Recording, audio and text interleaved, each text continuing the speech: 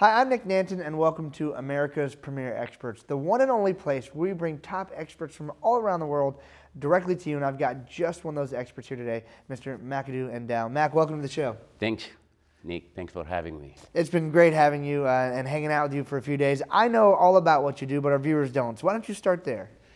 Well, I started working for the International Finance Corporation years ago, and after 27 years, I decided to find my own company. While I was at the International Finance Corporation, I started analyzing company, and later on, when I was promoted, I started teaching professionals how to become consultant and also how to get financing for their client. Our company, Business Consulting Master, teaches aspiring consultant as well as established consultant to go and help their client, not only to get assignment, but to help their clients get funding and try to resolve the challenges they're facing. Very good. And so the International Finance Corporation is kind of the private arm of the World Bank, correct? That's correct.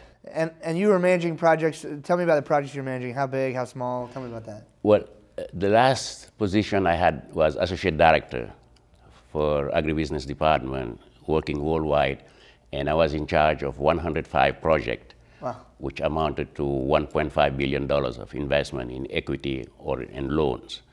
So we have projects all over, we call the BRICS: Brazil, Russia, India, China, and South Africa.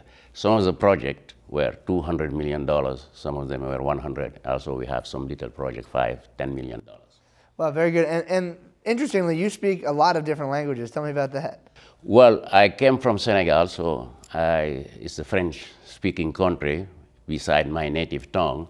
And then I studied also in France, so I took the French system. You have to take 2 foreign languages. So I spoke, French, and at the same time learned English and Spanish. While working at the World Bank, because I was covering Argentina and Brazil and China, so I started taking classes and start learning Chinese, Portuguese, and also right now I'm doing Arabic. Wow, that's got to be some pretty different languages. Yes, there. 3 different languages. Very good. So let's talk about how you do what you do. Obviously, you're in a pretty unique position. You have come from a sector that most people don't understand, and you're helping other consultants help their clients even more. Let's talk a little bit about how you do that. Well, first, let me put it into context, because right now we are facing a globalization and outsourcing. So U.S. corporation, for them to strive, not to survive, they don't have to think outside the box. They have to break the box.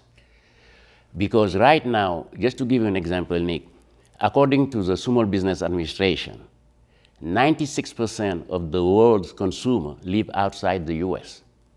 In addition to that, about 2/3 of the world's purchasing power is outside the U.S. For U.S. companies to grow, and as you know, U.S. small businesses account for 66% of the job created here. For U.S. company to grow and to create job, they need to have people who can help them enter new market, expand in their market, and also get financing. That's what I did for 27 years at the International Finance Corporation, helping clients get funding and resolve their solution through bilateral and multilateral agency and international bank. Very good. So let's talk about, I know you've helped a lot of different people. Let's talk about, since you left the IFC, let's talk about some of the different businesses and maybe give me an example or two of some businesses you've really helped. Well, one of my success story is a tech company located in Virginia. For 2 years, they were not going anywhere. They were at a standstill. So I finally met the CEO. We sat down, and look at the challenges and the solution that could have, that could help the company. So what we did, I assembled a team of a lawyer and a telecom engineer who went to Zaire and established a cellular phone company, the first one in Africa. And after that, the company was doing so well that they expanded throughout Africa and has become a success story. Wow, very good. That's a great story. And I know too, you actually, your educational background is very interesting as well. You went to Wharton and Stanford and studied at Harvard. So you have a very sound knowledge of not just these things in the world, but the underpinnings of what makes a successful company, what helps a company get funding, and what helps them to be ultimately successful, right? Yes, but let me take a parenthesis to say that in a very humble manner, I consider myself as a vivid example of the American success story. I came to this country in 1975 with little English and basically nothing. But through hard work, I was able to enter some of the top universities, as you mentioned, and to graduate from those universities and have a successful career.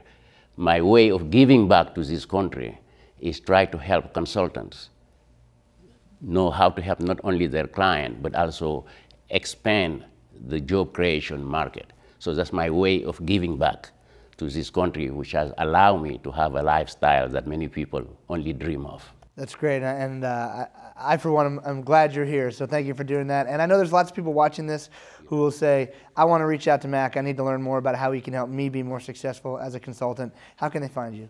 Well, they can go to my website, businessconsultingmasters.com, and then they could have all the information, how to contact us, and how we can even give them free advice and try to help them solve this job creation that this country is facing.